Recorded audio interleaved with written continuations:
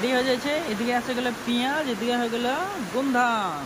ইংলিশে বললে মানে যদি ইংলিশে বলা যায় তো American corn and onion and dry fry ছোটে, মানে ভাজাটাকে বলে ছোটে। তো আমি এখন হলো মানে হিলাই দিই, তো দেখে দেখ কিরকম হিলাই আছে।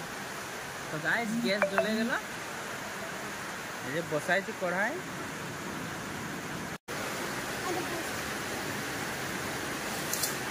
তো Radhe Radhe, welcome back to my YouTube channel from Kaziranga.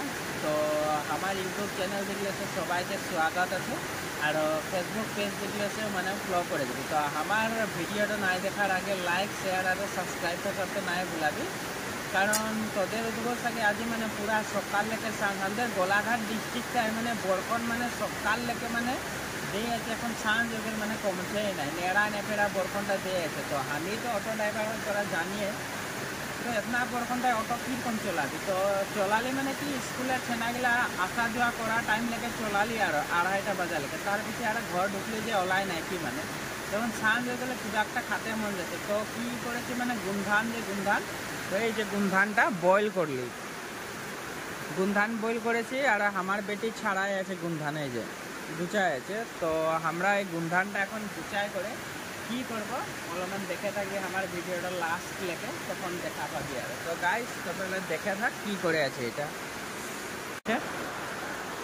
আর এখন ইয়ার পিছের সেপ্টারটা তোরা দেখে থাক গুমধানটা কি করে আছে। পেঁয়াজ তো তেমন কাটে দি গাইস, পেঁয়াজ কাটে আছে, পেঁয়াজ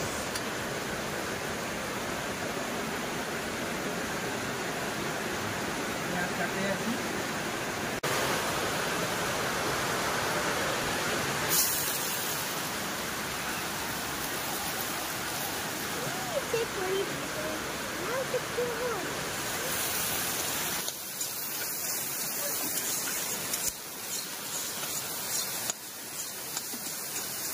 তো গাইস তো রেডি করে আছি, ভাজে আছি আর তো তামাম টেস্টি হবে সাগে।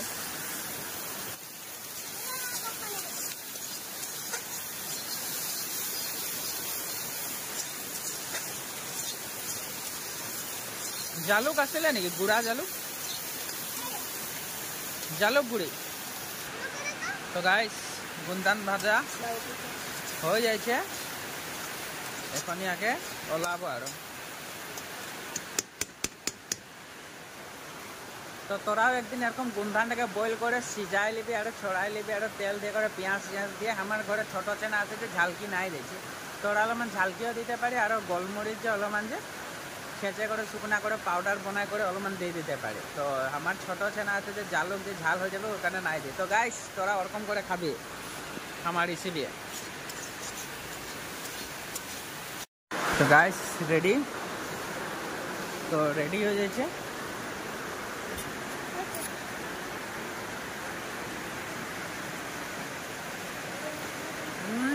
মজা। তো guys welcome back to my YouTube channel from Kaziranga. আমি লাগি টি গার্ডেন বয়। তো আমার চ্যানেলটা সাবস্ক্রাইব করে দেবি। তো বাই বাই।